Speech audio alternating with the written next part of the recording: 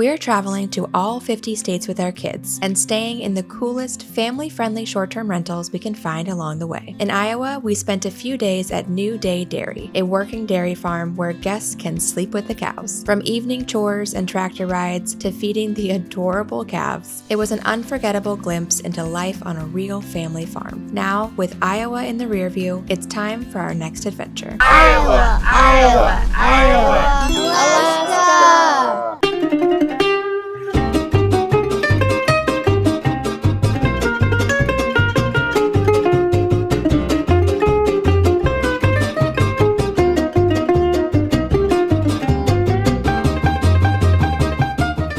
We just landed in state number 12 on our family's big adventure of visiting all 50 states in 5 months. For most of this trip, we are driving our truck, but we decided to save ourselves a little time on the road and fly to Alaska. This is the first time any of us has been to Alaska, so we are going to stay over the next 5 nights and explore everything we can. In every state that we visit on this trip, we are staying in the coolest kid-approved short-term rental that we can find, and Alaska will be no different, so we are going to go grab an Uber and head over there. I hope this is the only bear I see in Alaska.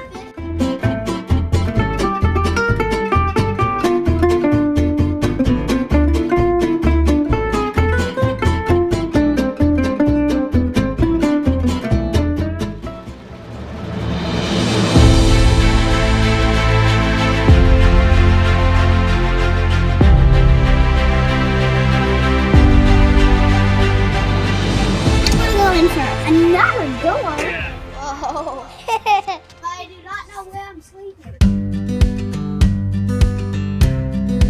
For our Alaska short-term rental, we decided to do things a little differently and booked the Majestic Alaska Adventure RV. We used the website Outdoorsy, which is kind of like Airbnb, but for RVs. We met up with our host Garret to grab the keys and get a crash course in RV basics. He and his wife bought the rig earlier this year to explore Alaska and started renting it out when they weren't using it to help cover costs. A strategy that felt pretty familiar and not unlike our own approach to short-term rental investing. At 25 feet long, it was spacious enough for the four of us to spread out, but not so big that it felt intimidating for Steven to drive without running into something. At least, we hoped so.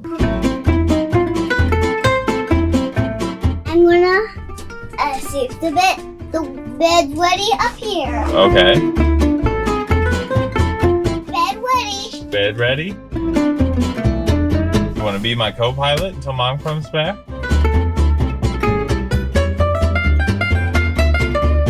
Too hard for me to steer. Too hard for you to steer?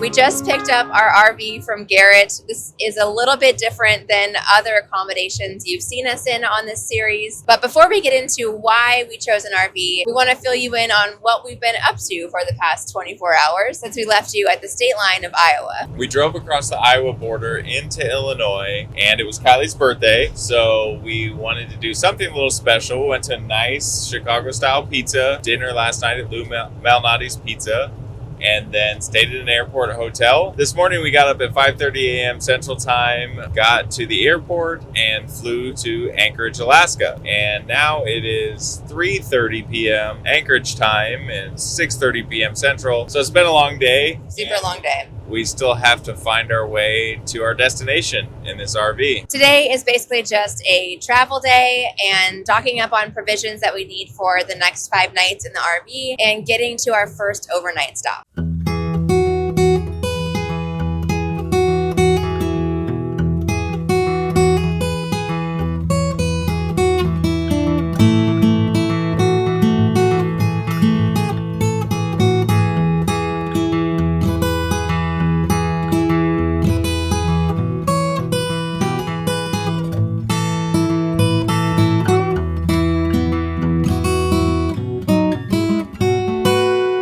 Time to share our Alaska bucket list. We're in this state longer than some of the other states we're visiting, so our list is a little bit longer as well. But the one constant in all of them is to stay in the coolest kids short-term rental. We have definitely found that with Garrett's RV. We also have a fresh catch meal and to see the northern lights. The forecast is not looking so good for that, but we are hoping for a miracle and keeping our fingers crossed that we might get a glimpse of them at some point. We'd also like to camp in a cool spot, see a glacier, and see a moose. We'll see how many of those things we can check off our list.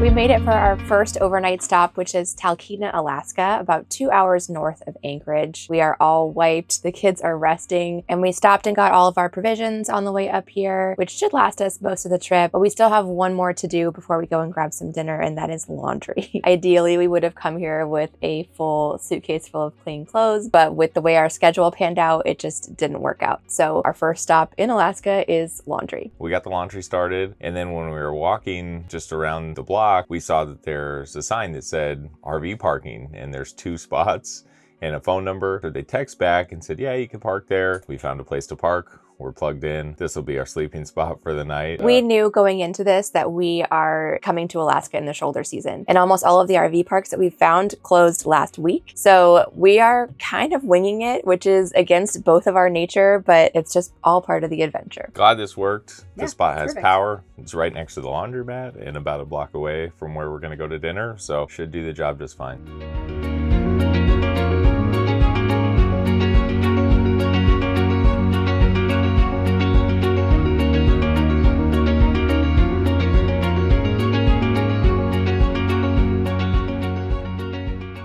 It is early evening and we're all wiped out.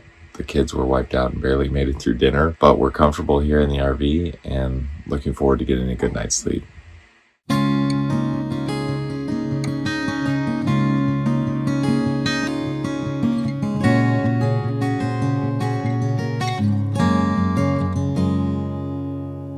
Talkeetna is known as the gateway to Denali National Park and has a short but busy tourist season in the summer months.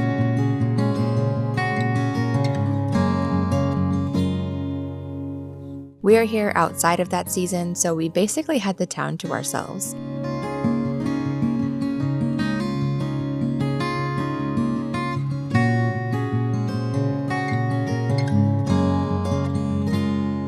That meant many shops and restaurants were closed, but we did get to meet one very special Talkeetna resident.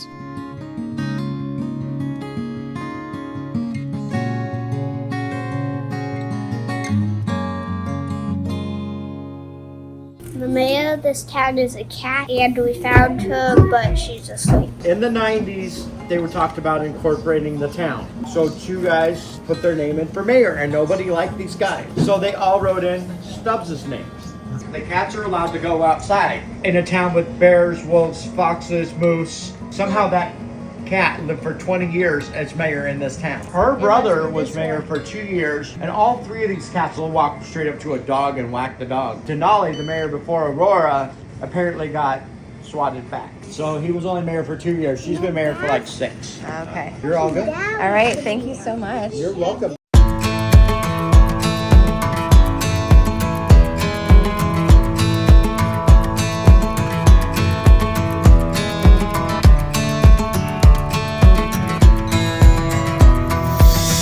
Hi, Talkeetna.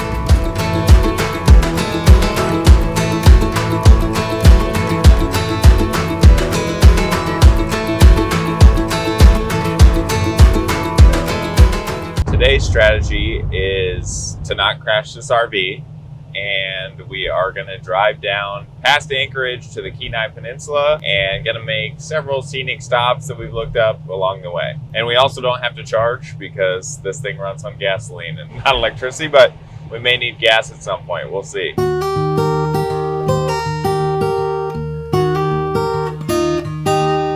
We made a quick stop at Birch Works in Talkeetna, where they tap local birch trees each spring to make small batch syrup. The harvest season is short, just a few weeks long, but we still got to sample all the different birch syrup products and see where the trees are tapped right on site.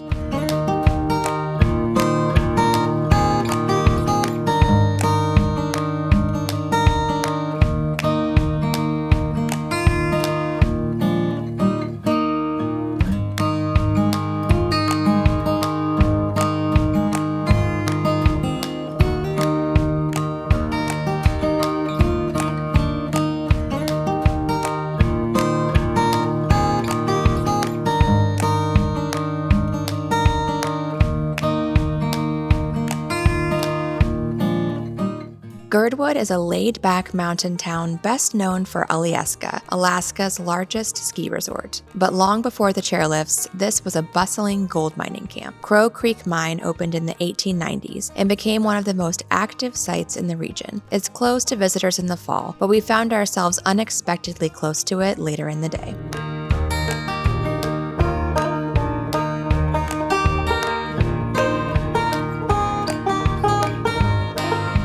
We've spent the afternoon exploring Girdwood, which is this beautiful valley town. We are surrounded by fall leaves and mountains with snowy peaks, and we are just so grateful to be here. We weren't sure if we were going to camp here tonight or not. It depended on if we could find a spot, and it seems like we can. We're in a place where it says no overnight camping, but it appears like other people are doing this. Stephen just walked into a market across the street to get a local's opinion on if it's possible. We also have this option of driving up a non-paved road a little bit out of town that will be a little more secluded. So he's gonna get the scoop and then we're gonna make a decision. Said, should be fine. Said, people do it. And he said, a lot of people go up the Crow Creek Mine Road. All right, so we staying here? Or are we gonna go to Crow Creek? I don't care. This is fine, I think. Okay. Crow Creek might be more scenic. No one else around. With a little reassurance from the iOverlander app and a helpful tip from the market clerk, we decided to drive up the old mine road in search of a boondocking spot. This meant crossing from city land into federal land, where overnight camping comes with fewer restrictions, a discovery that would come in handy for the rest of our time in Alaska.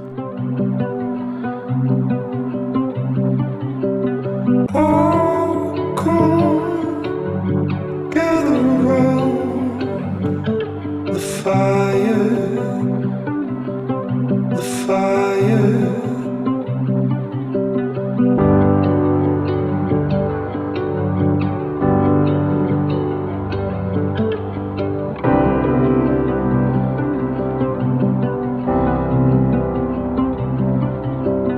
Gather around the fire, the fire.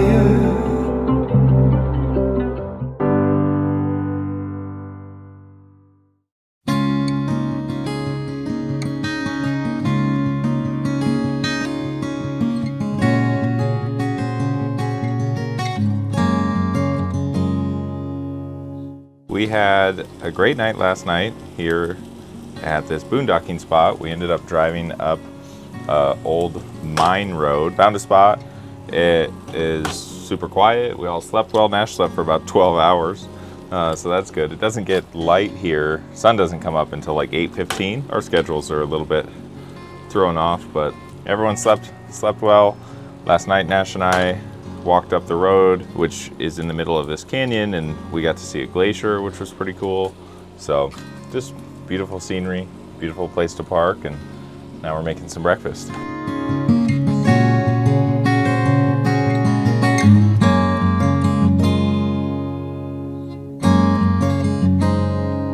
I wear my jammies for that? You can wear them all the way to Homer until we have to go outside. Yeah.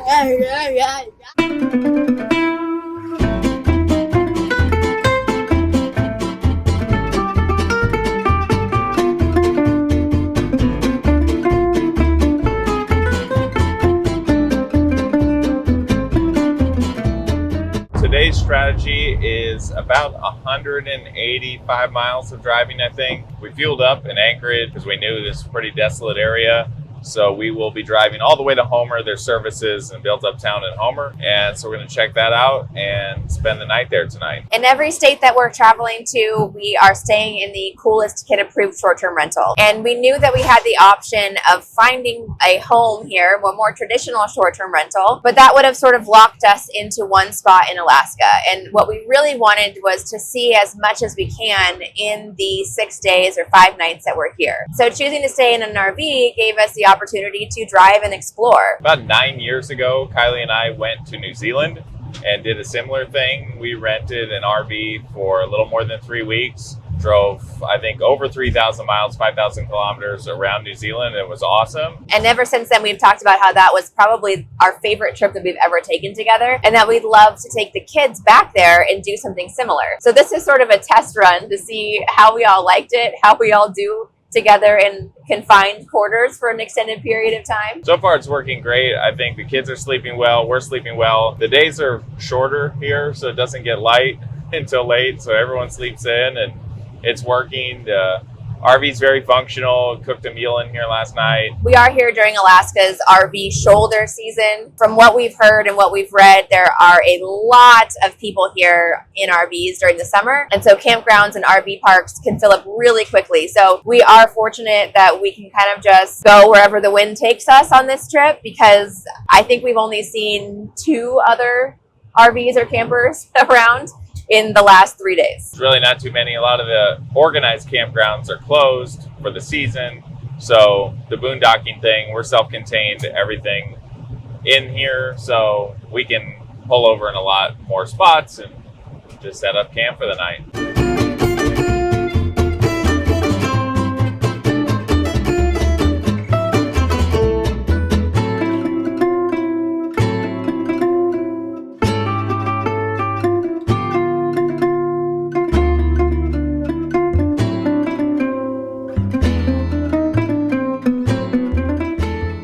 We were so excited to come to Homer, the halibut capital of the world and the southernmost tip of the Kenai Peninsula. But we also knew that in October, our options for overnight parking were limited. And as we pulled onto the Homer Spit and took in the weather, the wind, and the emptiness, we started to wonder if coming here was a huge mistake. Campground's closed.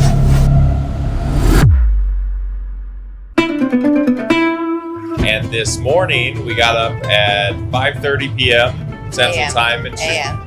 Oh, yeah. I'm tired.